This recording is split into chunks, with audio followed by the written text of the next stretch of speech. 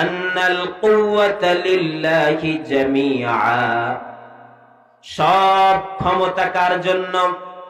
সকল শক্তিকে, সকল শক্তির উৎসকে সত্যিকার বিশ্বাস করি তো সকল ক্ষমতার মালিককে, সকল ক্ষমতার উৎসকে। সকল ক্ষমতার উৎস তো এখন জনগণ। এটা জোরে বলে ফেলছি, এটা বলা যাবে না। যাবে? বিশ্বাস করেন সকল ক্ষমতার উৎসকে জনগণ? এটা বললে তো এখন ইমামতি চলে যায়।